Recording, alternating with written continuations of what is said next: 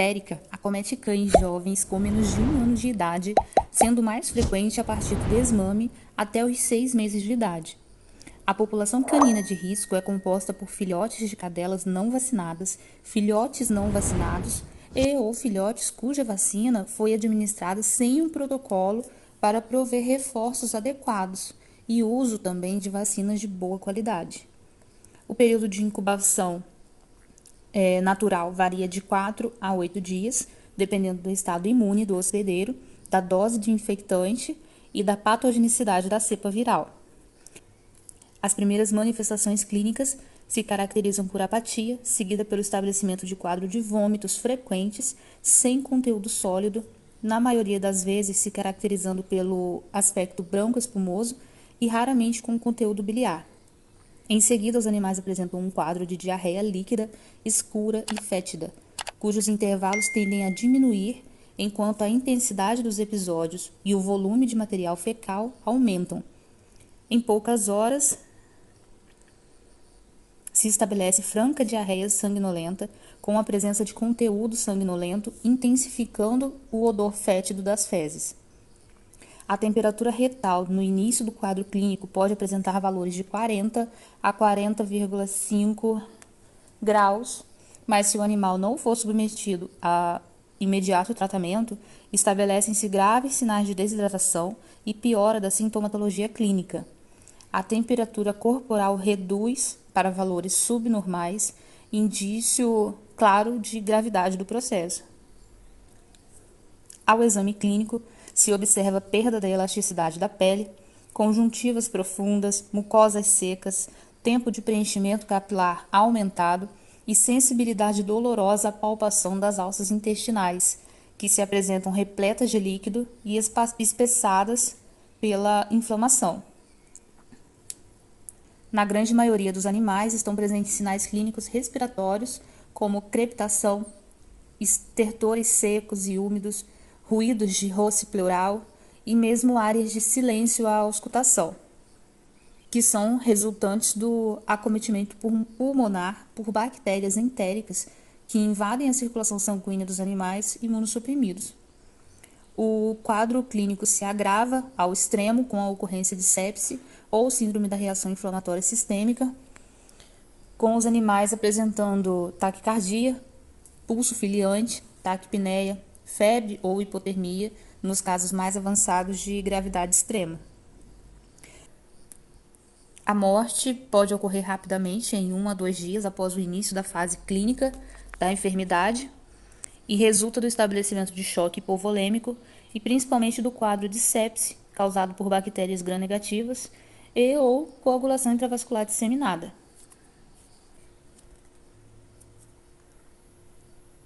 A miocardite pelo PVC2 pode se desenvolver por infecção intrauterina ou pela contaminação fecal oral em filhotes entre 3 a 12 semanas de idade. Comumente, todos os produtos de uma mesma ninhada são afetados. Cerca de 70% dos filhotes provenientes de ninhada afetada morrem com cerca de 8 semanas de idade e os 30% remanescentes vão a óbito posteriormente, ao redor de 5 a 6 meses de idade ou pouco mais, em razão da insuficiência cardíaca por sequelas da miocardite. Em uma mesma ninhada, os filhotes podem apresentar manifestações diferentes da mesma doença. A primeira e mais dramática manifestação clínica da doença é a morte súbita. Ocorre em filhotes ao redor de 4 semanas de idade, após episódios de agitação ou estresse durante a alimentação ou em brincadeiras excessivas. Os animais aparentemente saudáveis sofrem um colapso e morrem em poucos minutos, apresentando unicamente palidez das mucosas, extremidades frias e convulsões terminais. É caracterizada por miocardite necrosante superaguda. A morte ocorre em consequência de falhas na condução dos impulsos nervosos do miocárdio. As lesões decorrentes da intensa multiplicação do parvovírus caninos 2 na medula óssea e no tecido linfóide, que acarretam um quadro de imunossupressão, são as principais responsáveis pela letalidade da enfermidade, facilitando sobremaneira o estabelecimento do quadro de sepse. O colapso das velocidades intestinais, com as lesões entéricas alcançando a lâmina própria, possibilita que a flora normal local invada a mucosa destruída e alcance a corrente sanguínea, na qual prevalece deficiente concentração leucocitária, determinando o quadro de sepse, que também é favorecido pela destruição de linfócitos causada pela grande replicação viral em todo o tecido linfóide. A presença de vômito e diarreia francamente sanguinolenta em cães jovens de início súbito, em animais com ausência de vacinação ou com esquema vacinal incompleto, associada à leucopenia na patologia clínica, é sugestiva de parvovirose. Em caso de óbito, as lesões entéricas características auxiliam para que o diagnóstico seja alcançado. Diferentes métodos diretos e indiretos são utilizados no diagnóstico, porém, o diagnóstico definitivo é aquele que demonstra incontestavelmente a presença do vírus. O achado laboratorial mais característico de patologia clínica na parvovirose é o quadro de leucopenia por linfopenia. Na parvovirose, a contagem de hemácias e plaquetas comumente não sofre alteração significativa. Provas de função hepática e renal geralmente não evidenciam alterações significativas nos valores padrões. Nos métodos diretos temos o isolamento viral, a imunohistoquímica, microscopia eletrônica de varredura, teste de ELISA direto, teste de biologia molecular e a hemaglutinação direta com hemácias de suínos. Os métodos indiretos. Temos a inibição da hemoglutinação e o teste de ELISA indireto.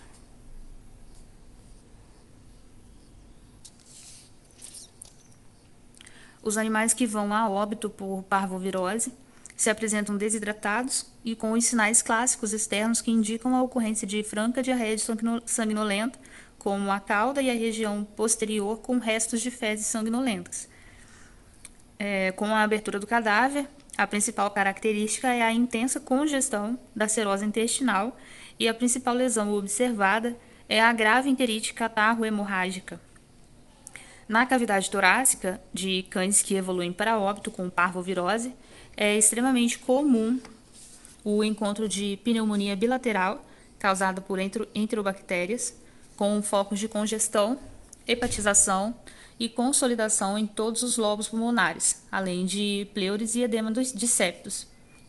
Na abertura dos segmentos intestinais, se observa lesões no duodeno distal, jejunum e ilho, enquanto o seco e o cólon estão mais preservados. No lumen intestinal é comum encontrar co-infecções com outros enteropatógenos, como Toxocara canis e Ancylostoma canino. Podem ser observadas também áreas de necrose em alguns segmentos intestinais, de aspecto vermelho escuro acentuado, causados por ação de bactérias. Nos segmentos afetados, o lúmen é preenchido por fluidos catarro-hemorrágico, fibrinoso ou francamente sanguinolento, com restos de debris teciduais. A parede intestinal se apresenta espessa pela inflamação e é frequente a presença de úlceras de bordas elevadas, variando de meio a 1 centímetro de diâmetro em duodeno, jejunum e ilho. Os linfonodos do mesentério se apresentam aumentados de volume, edematosos e hemorrágicos. A mucosa gástrica se apresenta congesta, bem como o antro pilórico, em razão do pH ácido do estômago dos cães. O fígado apresenta aumento de volume acentuado, decorrente da congestão, e com extensas áreas de degeneração, que se estendem pelo parênquima do órgão, pois como resultado do colapso da mucosa entérica, há grande aporte de toxinas e bactérias que causam essas alterações, já que o parvovírus canino não apresenta ação patogênica hepática. O baço, em cujas células do parvovírus se replica intensamente, se apresenta muito congesto e com lesões sanguinolentas. Igualmente, o timo se apresenta aumentado de volume, edemaciado e hemorrágico.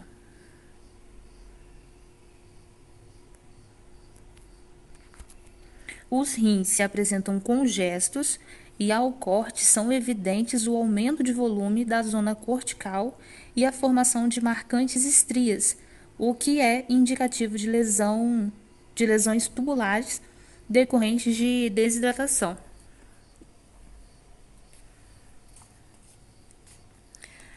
Além dessas lesões, se observa a presença de síndrome da resposta inflamatória sistêmica em razão das lesões endoteliais vasculares que acarretam um quadro de vasculite generalizada.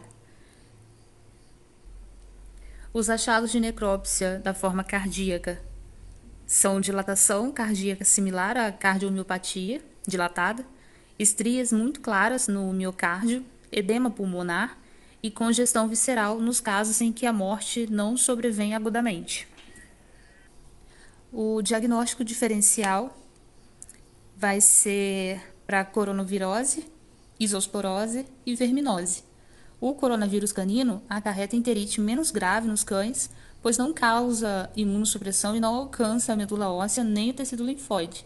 Também não causa necrose epitelial, pois acomete e se replica apenas nas células epiteliais maduras do intestino delgado, provocando apenas a morte e a descamação dessas células.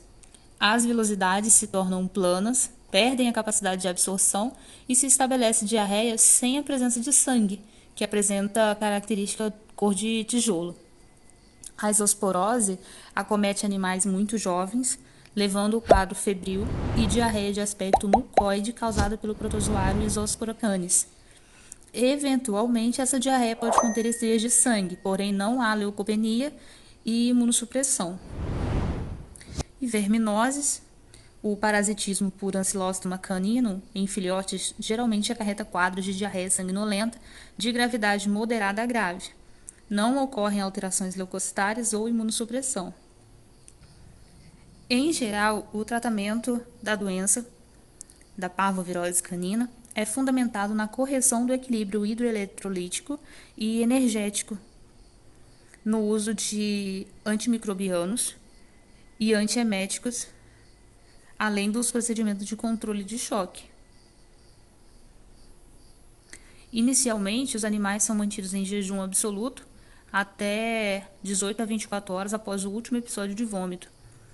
E é preciso que o médico veterinário seja extremamente criterioso na escolha do fluido adequado para a hidratação e do antimicrobiano correto para prevenir infecções bacterianas secundárias.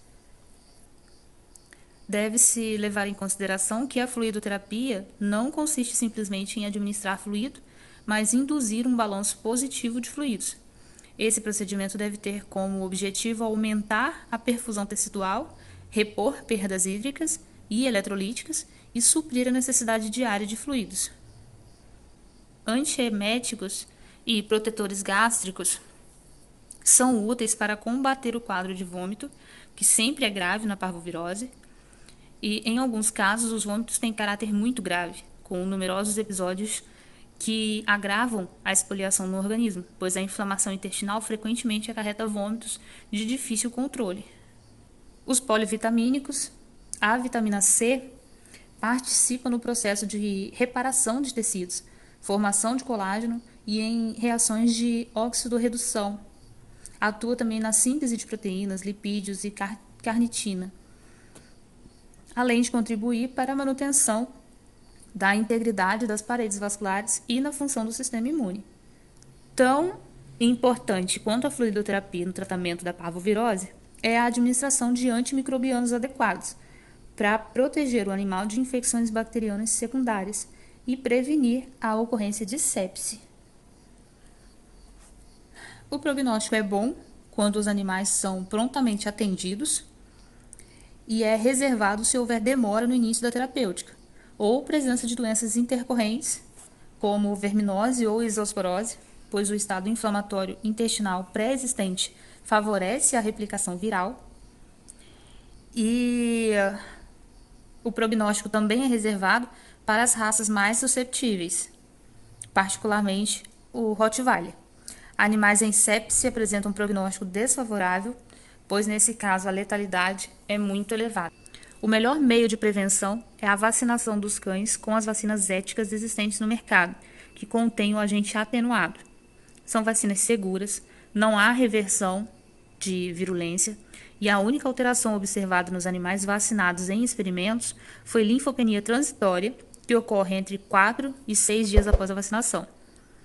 Como são vacinas vivas modificadas, o vírus vacinal se replica no trato intestinal por um período de 3 a 10 dias, sendo eliminado com as fezes.